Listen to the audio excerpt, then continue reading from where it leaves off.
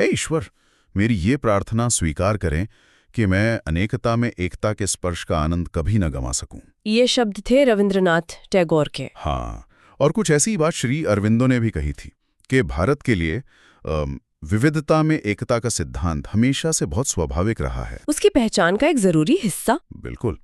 तो आज हम इसी कमाल के विचार पर बात करने वाले हैं, विविधता में एकता, या एक में अनेक। हाँ, एक में अनेक। ये सिर्फ सुनने में अच्छा लगने वाला कोई नारा नहीं है, बल्कि ये हमारी रोजमर्रा की जिंदगी में घुला मिला है। सही बात है। और आज हम जिन स्रोतों पर बात करेंगे उनका मकसद भी यही है। मतलब सिर्फ गिनवाना नहीं कि कितनी भाषाएं हैं या कितने त्योहार हैं। नहीं, बिल्कुल नहीं। मकसद उन धागों को खोजना है जो इस सारी विविधता को एक साथ बांधते हैं। देखिए, इसे समझने के लिए हमारे स्रोत हमें कुछ बहुत ही मजेदार उदाहरणों से रूबरू कराएंगे। जैसे हमारा खाना पीना, हमारे कपड़े, त्योहार और हमारी कहानियां, इनके जरिए ये उलझी हुई लेकिन खूबसूरत तस्वीर धीरे धीरे साफ होने लगेगी।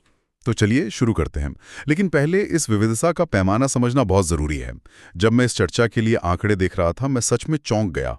आप भारतीय मानव विज्ञान सर्वेक्षण की भारत के लोक परियोजना की बात कर रहे हैं? हाँ भाई, वो एक बहुत बड़ा सर्वे था, है ना? बहुत बड़ा। उन्होंने देश के हर राज्य में जाकर 4635 अलग-अलग समुदायों पर स्टडी की। ये कोई छोटा मोटा काम नहीं था। और नतीजे तो हैरान करने वाले हैं। एक सर्वे में 325 भाषाएं और 25 अलग-अलग लिपियां। 325 भाषाएं। हाँ। और इसे अगर हम 1.4 अरब की आबादी के संदर्भ में देखें, जो दुनिया की आबादी का लगभग 18% है, तो सोचना भी मुश्किल है। यही बात एक सदी पहले ब्रिटिश इतिहासकार विंसेंट स्मिथ को भी हैरान करती थी। उन्होंने बड़े आश्चर्य से पूछा था कि इस अचंभित करने वाली विविधता में भारत का इतिहास आखिर लिखा कैसे जा सकता है? बिल्कुल, ये सवाल आज भी उतना ही बड़ा है, और शायद इसका जवाब इसी विचार में छुपा है कि भारत विविधता में एकता को जीता है। तो आज की हमारी चर्चा इसी पहेली को सुलझाने की एक कोशिश है। और इसकी शुरुआत सबसे आसान और सबकी पसंदीदा चीज से करते हैं, भोजन। भोजन का नाम आते ही मेरे मुंह में पानी आ जाता है। भारत का मतलब ही है हजारों तरह के जायके। हर कुछ किलोमीटर पे स्वाद बदल जाता है, बनाने का तरीका बदल जाता है।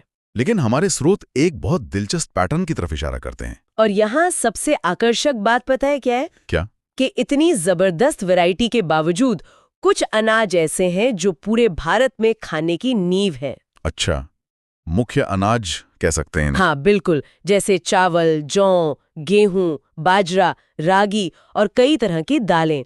आप देश के किसी भी कोने में चले जाइए, इनमें से कुछ न कुछ आपको हर थाली का अहम हिस्सा जरूर मिलेगा। मतलब बुनियाद एक ही है। बुनियाद एक ही है, हाथ की बात नहीं है। ये दिखाता है कि कैसे एक ही चीज को अलग अलग मौसम, वहां मिलने वाली सब्जियां और यहाँ तक कि पानी के स्वाद के हिसाब से ढाला गया है। हाँ, ये तो है। उत्तर में दाल मखनी है, जो गाढ़ी और मक्खन वाली है, तो दक्षिण में सांभर है, जो पतला और खट्टा मीठा है। दाल एक ही है, लेकिन रूप अलग अलग हैं। और मसालों का क्या? मसालों में भी यही पैटर्न है। हल्दी, जीरा, इलायची, अदरक, ये कुछ ऐसे मसाले हैं जो कश्मीर से कन्याकुमारी तक हर रसोई की शान है। तो हमारी थाली में एकता और विविधता का ये मेल साफ दिखता है। मुझे आश्चर्य है कि क्या यही पैटर्न हमारे पहनावे में भी नजर आता है? बिल्कुल आता है। और जब भारतीय पहनावे की बात हो, तो साड़ी से बेहतर इसका कोई उदाहरण नहीं हो सकता। एक पत्थर की नक्काशी का जिक्र है, जिसमें एक औरत को साड़ी पहने दिखाया गया है। मतलब ये सदियों पुरानी परंपरा है। सदियों पुरानी। तो साड़ी की एकता तो इसके मूल रूप में है, एक लंबा कपड़ा। लेकिन इसकी विविधता कहाँ से आती है? इसकी विविधता तो हैरान कर देने वाली है। पहले तो मटेरियल देखिए, गर्मी के लिए सूती, खास मौकों के लिए रेशमी, और अब तो रोजमर्रा के लिए सिंथेटिक कपड़े भी हैं। और फिर इसकी किस्में? हाँ, किस्में, जिनके नाम ही कविता जैसे लगते हैं। बनारसी, कांजीवरम, पैठनी, पाटन पटोला, मूगा, मैसूर सिल्क, ये लिस्ट तो खत्म ही नहीं होती। एक मिनट, आपने पाटन पटोला का जिक्र किया। क्या ये वही साड़ी है जिसकी बुनाई इतनी मुश्किल होती है कि उसे बनाने में महीनों, कभी-कभी साल भी लग जाते हैं? आपने बिल्कुल सही पकड़ा। पटोला की बुनाई को डबल इकत कहते हैं। अच्छा, डबल इकत। हाँ, जिसमें धागों को पहले रंगा जाता है और फिर बुना जाता है। ये गणित और कला का एक अद्भुत मेल है। और यही तो खासियत है। कुछ डिजाइन बुनाई का हिस्सा होते हैं, कुछ बाद में छापे जाते हैं। और फिर उसे पहनने के तरीके? अरे वो तो अनगिनत है। एक ही साड़ी को अलग अलग राज्यों में, अलग अलग समुदायों में 100 से ज्यादा तरीकों से पहना जा सकता है। हर तरीका अपने आप में अनोखा है। और यहाँ पर छींट की एक बड़ी दिलचस्प कहानी है। हाँ, बताइए। ये कोई मामूली सूती कपड़ा नहीं था। सोचिए, हाथ से छपे हुए चटक रंगों वाले फूल पत्तियों के डिजाइन जो इतने खूबसूरत थे कि 17वीं सदी के यूरोप में इसने तहलका मचा दिया था। इसकी लोकप्रियता इतनी बढ़ गई थी कि वहां के स्थानीय कपड़ा मिलों का काम ठप होने लगा था। जी हाँ, हालत ये हो गई थी कि इंग्लैंड और फ्रांस जैसे देशों को अपने बाजारों को बचाने के लिए भारत से छींट के आयात पर बैन लगाना पड़ा। ये दिखाता है कि भारतीय वस्त्रों का प्रभाव कितना गहरा था। सही बात है। लेकिन साड़ी सिर्फ एक पहनावा या व्यापार की चीज नहीं है। इसका इस्तेमाल भी बहुत रचनात्मक तरीके से होता है। जैसे? स्रोत में कुछ तस्वीरें हैं जो दिखाती हैं कि महिलाएं कैसे एक ही साड़ी को बच्चे का झोला बनाने, खेत से अनाज इकट्ठा करने, वाह। बारिश से बचने और यहाँ तक कि मछली पकड़ने के लिए एक छोटे जाल की तरह भी इस्तेमाल कर लेती हैं। वाह, एक ही कपड़े के इतने रूप! ये भारतीय जीवन की सादगी और जुगाड़ वाली सोच को दिखाता है। बिल्कुल। तो हमने देखा कि कैसे खाने और कपड़ों में एक ही बुनियाद पर अनगिनत विविधताएं खड़ी हैं। क्या यही बात हमारे त्योहारों पर भी लागू होती है? 100%। भारत को त्योहारों का देश यूं ही नहीं कहते। और यहाँ भी हमें वही पैटर्न देखने को मिलता है। एक ही मूल विचार, लेकिन उसे मनाने के अनगिनत रंग ढंग। इसका सबसे बड़ा उदाहरण? जनवरी के महीने में मनाया जाने वाला फसल कटाई का त्योहार। आप मकर संक्रांति की बात कर रही हैं। हाँ, लेकिन ये सिर्फ मकर संक्रांति नहीं है, ये पूरे भारत का त्योहार है। उत्तर भारत में इसे मकर संक्रांति या पंजाब में लोहड़ी कहते हैं, जहां आग जलाकर जश्न मनाया जाता है। तमिलनाडु में यही त्योहार 4 दिनों तक पोंगल के रूप में मनाया जाता है, जहां नए चावल की खीर बनाकर सूर्य देव को धन्यवाद दिया जाता है। और असम में माघ बिहू? हाँ, असम में इसे माघ बिहू कहते हैं, जिसमें सामूहिक भोज और पारंपरिक खेल होते हैं। और गुजरात में तो ये उत्तरायण बन जाता है, जहां पूरा आसमान पतंगों से भर जाता है। बिल्कुल, भावना वही है, जश्न मनाना, बस तरीका अलग है। तो देखिए, मूल भावना एक ही है, फसल की कटाई का उत्सव, प्रकृति का शुक्रिया अदा करना। लेकिन उसे मनाने के तरीके, पकवान, रीति रिवाज और नाम अनेक हैं। तो जड़ एक ही है, बस शाखाएं अलग अलग हैं। ये बहुत खूबसूरत है। हमने भोजन, वस्त्र और त्योहारों की बात की। अब उन कहानियों की बात करते हैं जो हमें एक पीढ़ी से दूसरी पीढ़ी तक जोड़ती हैं। पंचतंत्र की कहानियां। हाँ, पंचतंत्र की कहानियों के बारे में तो हम सब ने बचपन में सुना है। पंचतंत्र एक अद्भुत उदाहरण है। इसका मूल संस्कृत पाठ लगभग 2200 साल पुराना है, लेकिन ये सिर्फ एक किताब बनकर नहीं रह गया। इसका रूपांतरण भारत की लगभग हर भाषा में हुआ है। और इसकी पहुंच सिर्फ भारत तक ही नहीं रही। एक अनुमान है कि आज दुनिया भर में पंचतंत्र के 50 से ज्यादा भाषाओं में 200 से ज्यादा संस्करण मौजूद हैं। 50 से ज्यादा भाषाओं में? हाँ, जो दक्षिण पूर्वी एशिया, अरब देशों से लेकर यूरोप तक पढ़े जाते हैं। एक कहानी कैसे अनेक रूप लेकर पूरी दुनिया में फैल सकती है, ये इसका बेहतरीन उदाहरण है। लेकिन भारत के 2 सबसे बड़े महाकाव्य हैं, रामायण और महाभारत। ये सिर्फ कहानियां नहीं हैं, ये एक तरह का सांस्कृतिक गोंद है जो पूरे देश को जोड़ता है। आपने सांस्कृतिक गोंद शब्द का इस्तेमाल किया, और ये बिल्कुल सही है।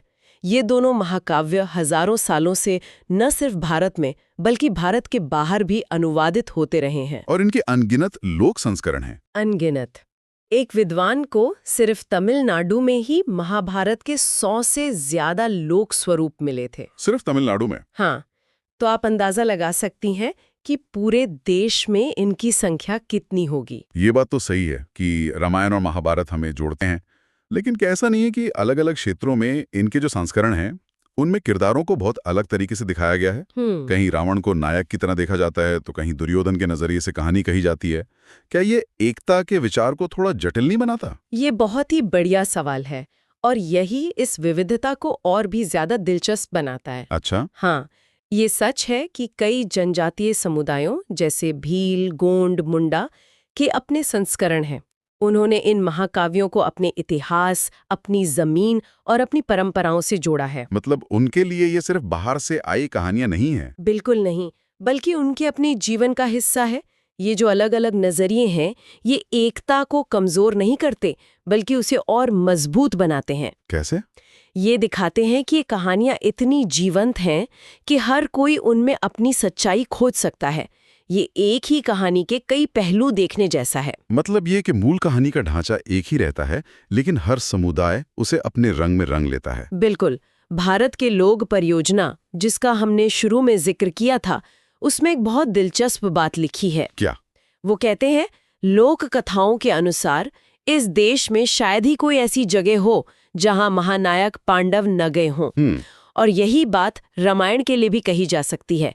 इन महाकाव्यों ने सचमुच में पूरे भारत और यहाँ तक कि पूरे एशिया में एक गहरा सांस्कृतिक ताना बाना बुना है, जो हमें एक दूसरे से जोड़ता है, भले ही हमारे नजरिए अलग हों। हाँ। तो आज की इस पूरी बातचीत से एक बात तो साफ हो जाती है, भारतीय संस्कृति में विविधता को कोई समस्या या बोझ नहीं, बल्कि एक खूबी, एक संपन्नता की तरह देखा जाता है। सही कहा। आज हमने उन धागों को टटोलने की कोशिश की जो इस विशाल विविधता को एक साथ पिरोते हैं, चाहे वो हमारी थाली का खाना हो, हमारे कपड़े हों, हमारे रंग बिरंगे त्योहार हों, या हमारी वो प्राचीन कहानियां जो आज भी हमारे दिलों में जिंदा हैं। बिल्कुल। और अंत में जवाहरलाल नेहरू की कही एक बात पर सोचना बहुत जरूरी है। आजादी से पहले जब वो भारत के अलग अलग हिस्सों में यात्रा कर रहे थे, तो उन्होंने लिखा कि वो ये देखकर हैरान थे कि उन्हें हर जगह एक जैसी सांस्कृतिक पृष्ठभूमि मिली, जिसका लोगों की जिंदगी पर गहरा असर था। उन्होंने क्या देखा था ऐसा? उन्होंने लिखा कि अनपढ़ ग्रामीणों को भी रामायण और महाभारत के सैकड़ों श्लोक जुबानी याद थे। जुबानी याद थे? हाँ। उनकी रोजमर्रा की बातचीत इन महाकाव्यों के उदाहरणों से भरी होती थी, जो उनके लिए सही गलत और नैतिकता के पैमाने तय करते थे। मतलब एक किसान भी अपनी बात को वजनदार बनाने के लिए किसी पौराणिक किरदार का हवाला दे देता था। बिल्कुल। ये तो कमाल की बात है। हाँ, और ये हमारे लिए एक विचार छोड़ जाता है। क्या? कैसे ये साझा कहानियां और महाकाव्य जो पीढ़ियों से चले आ रहे हैं, इतनी विशाल भौगोलिक और भाषाई दूरी के बावजूद एक सामूहिक पहचान और एक नैतिक ताने बाने को कैसे आकार देते हैं। और क्या आज के ज़माने में, जब हमारे पास रामायण महाभारत के अलावा फिल्में, टीवी शो और इंटरनेट हैं, क्या कोई नई साझा कहानियां बन रही हैं जो आने वाली पीढ़ियों को इसी तरह जोड़ेंगी? ये सोचने वाली बात